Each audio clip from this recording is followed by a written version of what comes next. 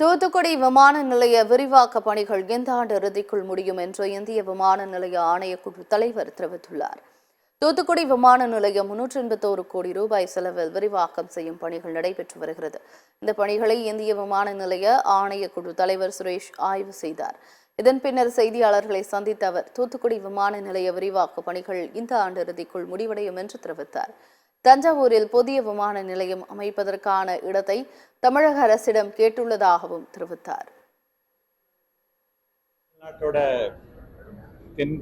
தென்கோடியில் உள்ள தூத்துக்குடி மாவட்டத்தில் உள்ள விமான நிலையத்தை விரிவாக்க பணிகள் நடந்து கொண்டிருக்குது.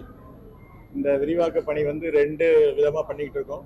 ஒன்று ஏர் சைட், அதாவது ஏரோப்ளைன் மூவ்மெண்ட் ஆகக்கூடிய ஏரியாவுக்கு ஏர் சைட், அதை 115 கோடியில் வேலைகள் நடந்துட்டு இருக்குது. இன்னொன்று சிட்டி சைடு அப்படிமோ, சிட்டி சைடில் 204 கோடி ரூபாயில் வேலைகள் நடந்துட்டு இருக்குது. இப்போ ஒரு 80% மேலே வேலைகள்லாம் முடிஞ்சிட்டு இந்த வருஷம் டிசம்பர் மாதத்தில் எல்லா வேலையும் கம்ப்ளீட் ஆகும். இந்த அப்கிரேடேஷன் ஒர்க் தூத்துக்குடியில் நடக்கிறது பேசஞ்சருக்கு தே வில் ஃபீல் கம்ஃபர்டபுள்.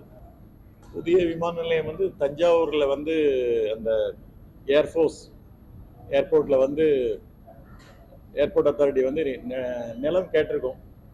அந்த நிலம் கொடுத்தாங்கன்னா தஞ்சாவூரில் நமக்குள்ள சிவில் விமான போக்குவரத்து தொடங்கும்.